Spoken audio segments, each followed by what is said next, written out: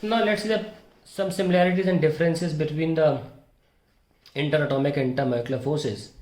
तो यहाँ हम interatomic लिख लेते हैं and intermolecular.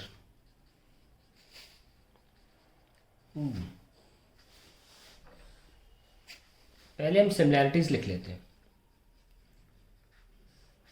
पहली, it is electric in nature. Force,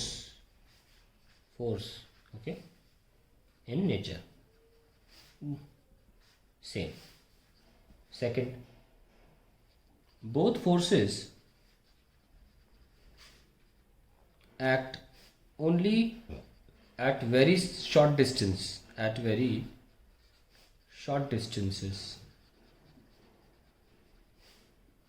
यहाँ भी सेम ही है, दोनों ही बहुत ही छोटे डिस्टेंस पे कंसिडरेबल है. आप देख सकते हैं ग्राफ में, आप ग्राफ में देख सकते हैं कि बहुत ही कम दूरी पर ये दोनों फोर्सेस जो हैं ये ना के बराबर हो जाते हैं. ऐसे फोर्स को बोलता है शॉर्ट रेंज्ड फोर्स. तो दोनों ही काफ़ी शॉर्ट रेंज्ड फोर्सेस हैं.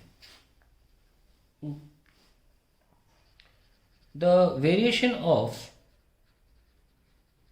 F versus R curve is same, almost same, ये सिमिलर बोल सकते हैं, similar for both.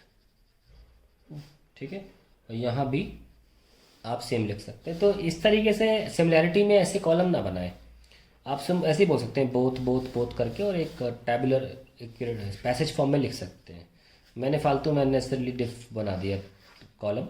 You may not right it like column because similarity है, दोनों में सेम रहेंगी. डिफरेंस होता है तभी लिखते हैं ना. चलिए अब डिफरेंस लिख लेते हैं. डिफरेंसेस तो ये भी मैं नॉर्मली लिख लेता हूँ कि interatomic forces are 50 to 100 times stronger than intermolecular forces. Molecular forces. दूसरा,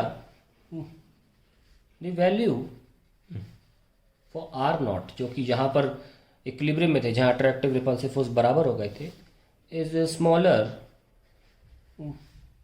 इन case of interatomic forces as compare to intermolecular forces. Intermolecular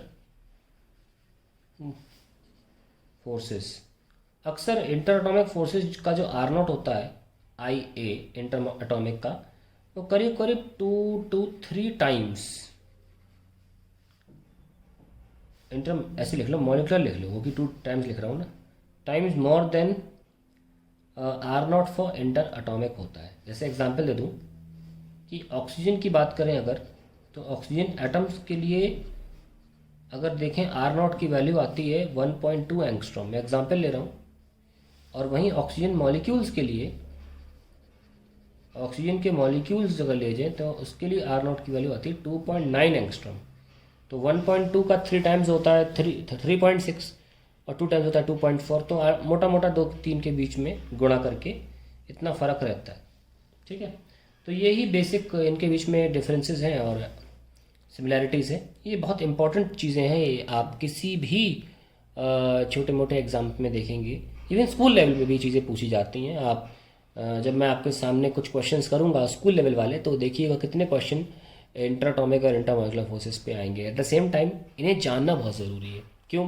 क्योंकि जब फ्लूइड्स में आएंगे तब भी हमें पता चलेगा कि बहुत सी प्रॉपर्टीज, जिसे कहते हैं सरफेस टेंशन, वो इंटरमॉलिक्यूलर फोर्सेस की वजह से होती हैं. तो आपको ये बातें पता होनी चाहिए. तब मैं सडनली नाम ले लूँ, कोई बैकग्राउंड ना हो, है ना. तो इनको बहुत ध्यान से पढ़िएगा. ये नींव है आपके इस बल्क प्रॉपर्टी ऑफ मैटर की. ठीक है, आगे हम देखते हैं कि आर नॉट की वैल्यू से स्टेट्स ऑफ मैटर कैसे बदलते हैं.